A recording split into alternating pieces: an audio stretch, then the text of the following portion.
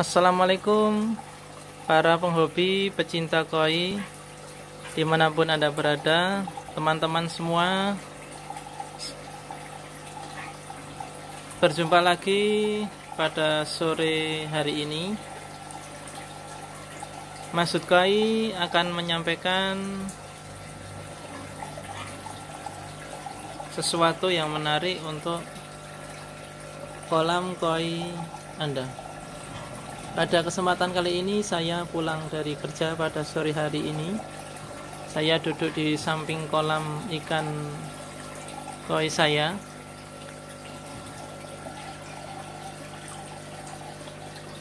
Saya akan berbagi cerita pengalaman saya selama memiliki kolam koi.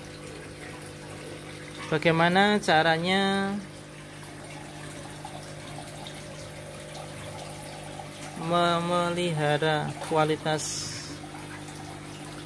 air kolam kita. Salah satunya adalah dengan terhindar dari air berbusa. Bagaimana cara pencegahannya dan bagaimana solusinya? Simak video ini sampai selesai. Yang baru menemukan channel ini, silakan subscribe, like, komen, dan bagikan, karena video-video kami sangat bermanfaat, sangat membantu bagi Anda semua para pemula pecinta ikan koi semuanya.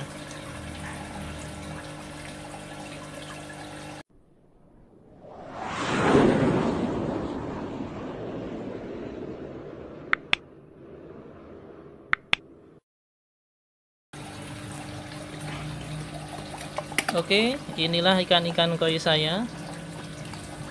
Jadi kunci koi kita sehat adalah bagaimana cara kita memelihara kualitas daripada air kolam kita. Sering timbul penyakit koi pada mati, itu adalah karena sebab air kolam kita yang tidak dirawat. Otomatis ikan koi kita jadi sakit dan banyak kasus-kasus yang mungkin jadi pertanyaan para penghobi. Jadi pada kesempatan kali ini, sore ini mau petang sekitar jam 5 sore, tips kali ini adalah bagaimana agar air kolam kita selalu jernih dan kaya akan oksigen, dan tentunya air tidak berbusa dan tentunya tidak berbau, ya. Oke, akan kita lakukan penjelasannya. Jadi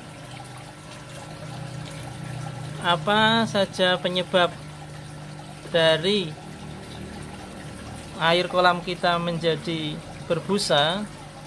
Itu banyak faktor. Jadi misalkan panjenengan semuanya ingin memiliki koi sehat, hindarilah kolam berbusa dan berbau. Adapun sebab-sebabnya yang akan kami sampaikan, yang pertama adalah busa muncul akibat kadar organik yang terlarut di dalam air yang berasal dari kotoran ikan serta sisa makanan yang tidak termakan oleh ikan koi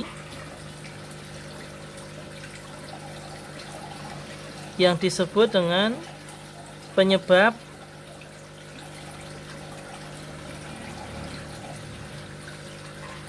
kadar DOC-nya tinggi.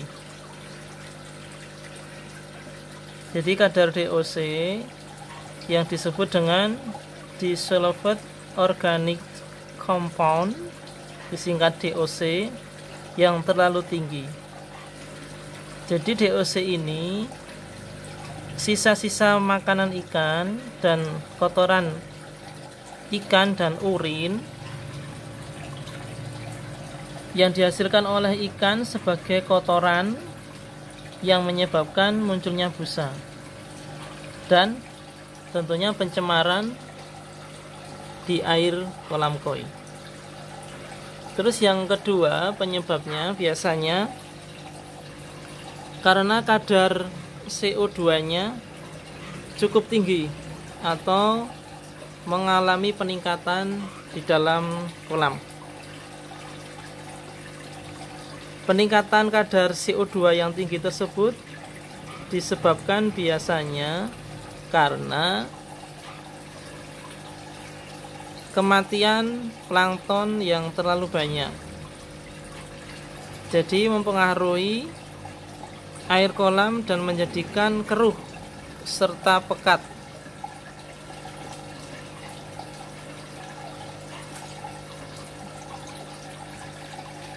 Dan selanjutnya penyebab yang ketiga, biasanya para penghobi melakukan penggaraman. Misalkan barusan terjadi hujan atau terjadi penurunan pH, terus untuk merawat kestabilan pH biasanya kita kasih garam. Misalkan ngasih garamnya terlalu banyak, itu juga menjadi air berbusa. Oleh sebab itu, dosis penggaraman untuk merawat pH air itu perlu diperhatikan. Jadi jangan terlalu banyak. Kapasitas volume air disesuaikan dengan jumlah garam yang dimasukkan. Selanjutnya biasanya juga ada faktor dari interval air yang masuk ke dalam kolam kita. Jadi misal intervalnya terlalu tinggi dalam kondisi air tidak sehat, itu akan memicu semakin tingginya terbentuknya busa yang mengambang di dalam atau di atas permukaan kolam kita. Oke. Dari sekian itu penyebab-penyebabnya, sekarang kami akan menjelaskan bagaimana cara mengantisipasinya. Ya, di kolam saya ini outputnya hanya pipa seperti ini, dan kita buat pelan. Ada suara tapi tidak terlalu keras. Ya, di sini ada skimmer. Nah, skimmer ini untuk berfungsi sebagai pembuangan kotoran atau busa di permukaan. Oke, kita jelaskan antisipasinya bagaimana agar tidak terjadi busa. Yang pertama adalah lakukanlah pembuangan air pada bagian dasar kolam. Jadi kita lakukan pergantian air sebanyak 30%. Jadi kita lakukan perawatan air, katakanlah kalau di saya 1 minggu sekali. Jadi sambil kita pembersihan media filter kita lakukan penggantian air 30%-nya. Yang kedua adalah misalkan kolam baru karena ekosistem belum terbentuk, jadi buatlah tumbuhnya bakteri pengurai pada kolam kita sehingga kolam kita menjadi stabil. Jadi probiotiknya bisa dibeli di toko-toko seperti katakanlah E4 dan lain-lainnya untuk membantu menumbuhkan bakteri starter pada kolam koi kita. Yang selanjutnya adalah ikan koi perlu dipuasakan dulu. Jadi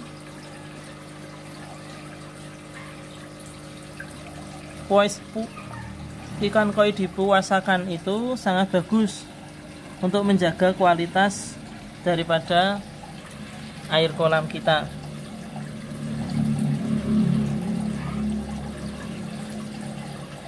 Jadi biasanya kita lakukan, misalkan kita melakukan pergantian air atau pembersihan media filter, itu setelah kita isi, itu jangan langsung kita kasih makan. Jadi koinnya kita puasakan dulu 1 hari. Setelah dia adaptasi lagi lincah, baru kita kasih makan boleh.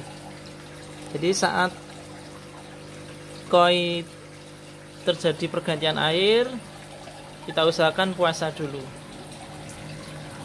Yang selanjutnya adalah melakukan sirkulasi pergerakan air kolam secara terus-menerus. Jadi sistem filterisasi kita baik, tentunya akan menunjang sirkulasi air juga akan menjadi baik. Selanjutnya adalah meningkatkan kadar oksigen yang di dalam air. Oksigen terlarut itu akan membantu mencegah timbulnya busa. Bagaimana menambah oksigen terlarut di dalam air? Kami biasakan dengan memberi tumbuhan air. Jadi tumbuhan air pada salah satu media filter kita, seperti tempat saya ini, kita kasih di chamber terakhir, yaitu yang sudah kita jelaskan di video sebelumnya. Tumbuhan air ini ada di chamber terakhir. Tumbuhan air yang memiliki banyak akar, yaitu fungsinya untuk menghasilkan oksigen terlarut di dalam air kita. Selanjutnya bisa dibantu dengan aerator atau aerasi pabrikan atau yang kita beli di toko-toko ikan. Jadi aerasi itu yang di pojokan itu kita kasih untuk membantu oksigen terlarut yang ada di air kolam kita. Yang selanjutnya adalah kita memasang skimmer untuk air permukaan. Itu sangat penting agar untuk kotoran permukaan, busa-busa yang ada di permukaan bisa terlarut langsung di skimmer kita. Oke, begitulah antisipasinya dan solusinya. Demikian ya penjelasan mengenai penyebab air kolam koi berbusa yang perlu diperhatikan setiap pecinta penghobi ikan koi. Oke, sekian video kami yang singkat ini, yang sore hari ini sudah mau maghrib. Semoga bermanfaat untuk para pecinta koi dimanapun Anda berada. Salam sehat pecinta koi semuanya. Wassalamualaikum.